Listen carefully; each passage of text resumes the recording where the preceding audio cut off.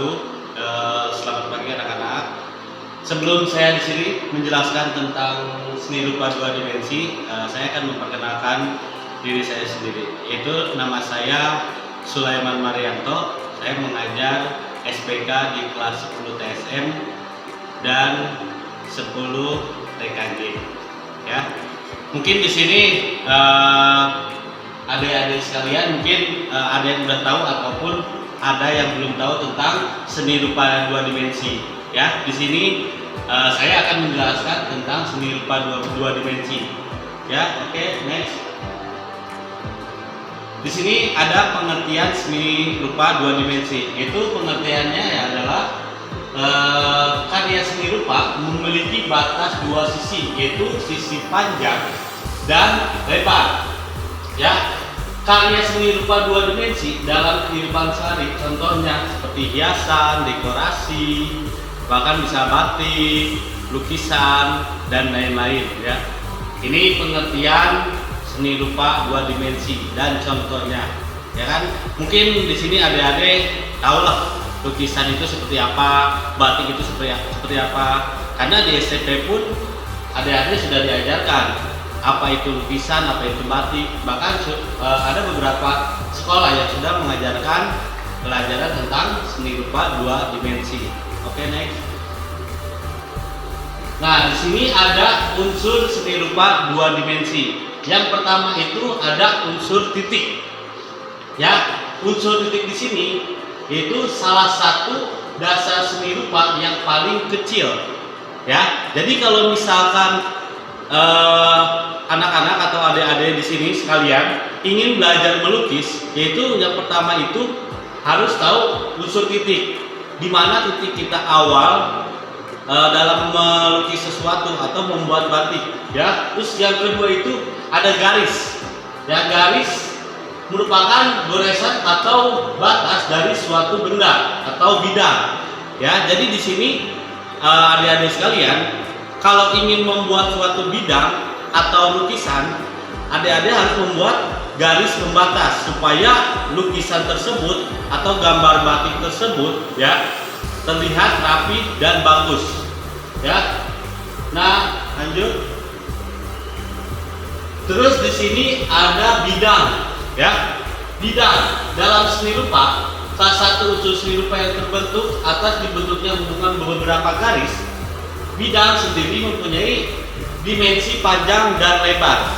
Mungkin di sini adik-adik tahulah apa itu bidang. Mungkin selain di pelajaran seni budaya, adik-adik juga mempelajarinya di pembelajaran matematika. Yaitu bidang itu ada persegi panjang, ada persegi panjang, ada segitiga, ada kubus, ada layang-layang dan lain-lain. Itulah bidang, ya. Terus lanjut, next. Yang keempat ada bentuk. Ya, di sini bentuk menurut artian bisa dikatakan sebagai bangun atau juga bentuk from bangun shape merupakan bentuk benda yang polos, ya. Jadi di sini misalkan contoh, adik-adik sekalian ingin menggambar, ya, harus tahu dulu. Misalkan di sini adik ingin menggambar bangku atau melukis sebuah bangku, ya, adik-adik harus tahu dulu bentuk bangku itu seperti apa. Jangan sampai nanti adik-adik membuat bangku, tapi malah bentuknya itu seperti meja, kan gak nyambung ya. Masa membuat bangku tapi bentuknya meja, ya. Jadi di sini bentuknya harus jelas ya dalam membuat lukisan dan lain-lain.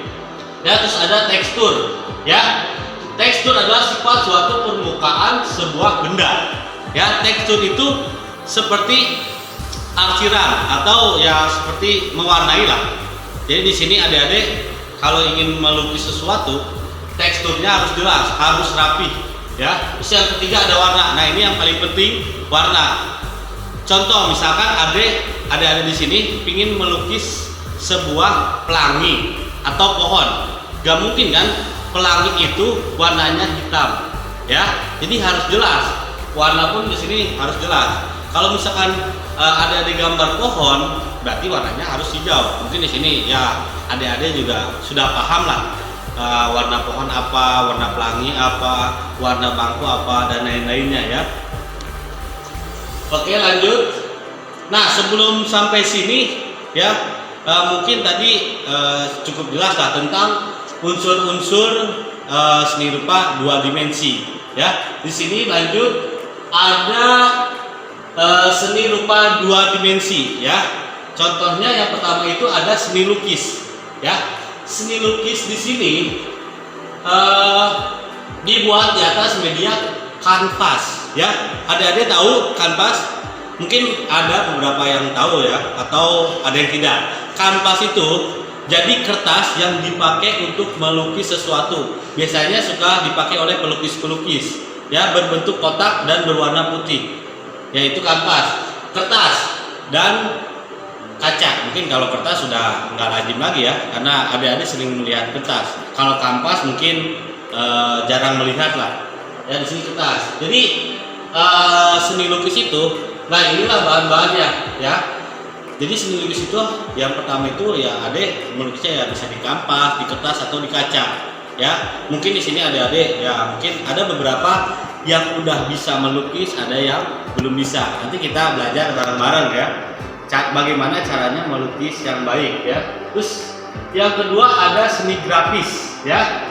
Membuat gambar dengan alat cetak ya.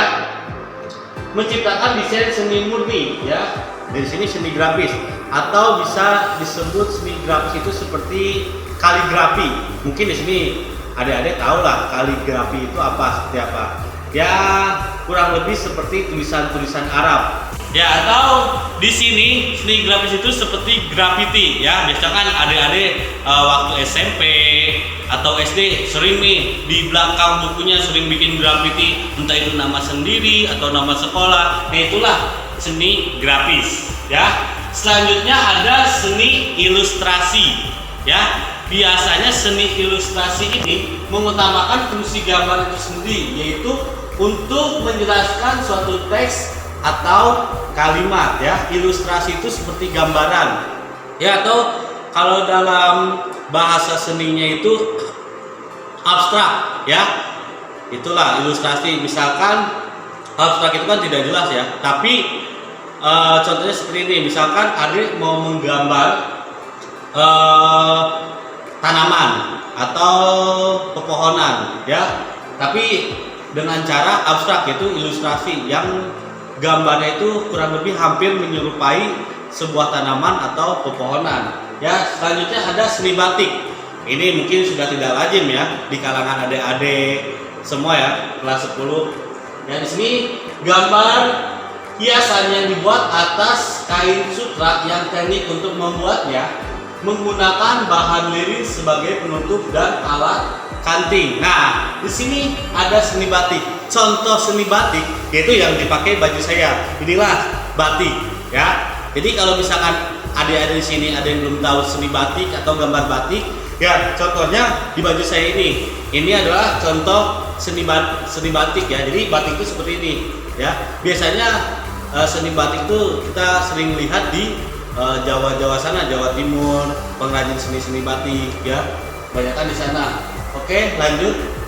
Next. Nah, di sini ada contoh. Yang pertama ini, yang ini itu seni lukis ya. Seni lukis. Yang ini ada seni ilustrasi ya, menggambarkan sebuah pemandangan yang indah. Di sini ada seni grafis. Nah, seperti inilah ya. Kaligrafi itu tulisan Arab ya, atau bisa adik-adik ganti seperti apa yang saya katakan tadi, yaitu graffiti ya, tulisan yang bagus lah intinya. Nah, di sini yang terakhir ada contoh seni batik. Nah, inilah gambar contoh seni batik ya. Nanti adik-adik juga bakal belajar sama saya, yaitu tentang melukis secara bagus, yang baik dan benar itu seperti apa, cara mengarsir yang benar seperti apa, dan cara membuat batik itu seperti apa. Mungkin untuk batik di SMP sudah ada beberapa yang sudah diajarkan ya, cara membuat batik itu seperti apa ya, lukisan batik.